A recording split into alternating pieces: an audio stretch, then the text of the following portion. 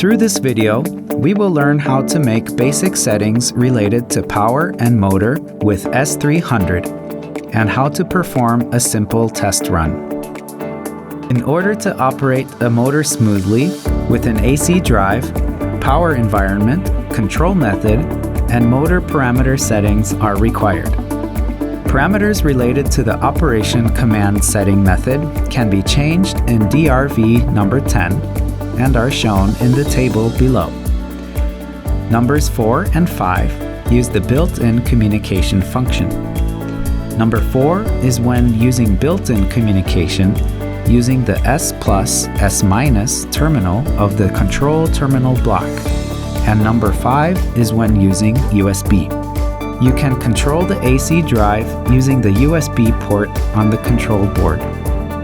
Let's set it so that it can be driven with the terminal block command FXRX, which is the initial value. If you want to set it to a keypad or communication rather than a terminal block, please refer to the table and select. Parameters related to the frequency setting method can be changed in DRV group number 11, and the contents are shown in the table below. Frequency setting methods include keypad, 3-terminal analog input, pulse input using pulses between 0 and 32 kHz, built-in communication, and communication using external options. Let's set the initial value so that we can drive with the keypad. The input power voltage displays the AC drive input power voltage monitored in DRV group number 30 as a line-to-line RMS value. And the input power frequency can be set to 60 Hz or 50 Hz in DRV group number 31. Please set it according to your environment. In the test situation, the input power voltage is 214 volts and the input power frequency is 60 Hz, so we will set it accordingly.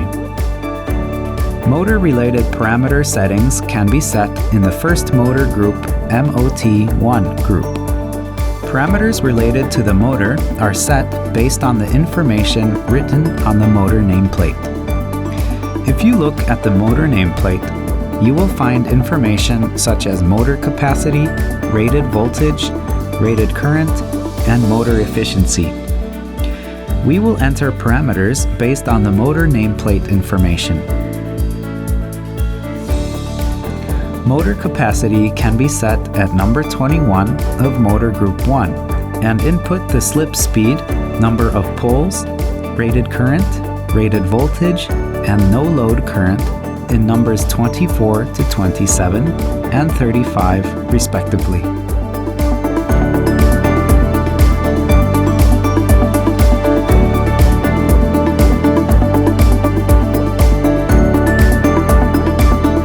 Normally, the no load current should be set to about 30% of the rated current.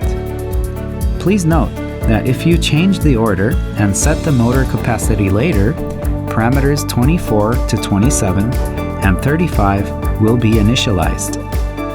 If you do not input the motor rated voltage, it will follow the input voltage. Next, let's learn about frequency and acceleration-deceleration settings. The acceleration-deceleration time setting is defined as the time to reach the maximum frequency set in the AC drive and can be set in numbers 5 and 6 of the drive group. Let's set the target frequency to 30 Hz and then set acceleration and deceleration to 10 seconds each. The standard for setting the acceleration-deceleration time is the maximum frequency of 60 Hz. So the acceleration time is set to 10 seconds. But when driving at the target frequency of 30 Hz, the time it takes to reach 30 Hz will be 5 seconds. If the acceleration and deceleration times are set too short, an AC drive trip may occur. If the acceleration time is set short, the motor may not be able to overcome the load and an overcurrent trip may occur. If the deceleration time is set short, regenerative energy may be generated from the load, and an overvoltage trip may occur.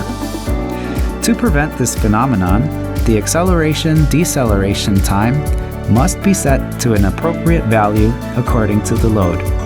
Since the operation command is a terminal block command of FX/RX, we will issue an operation command by connecting the switch to DI1 and CM.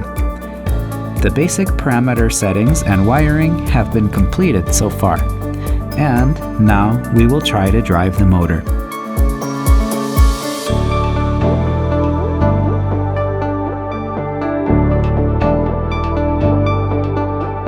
Thank you.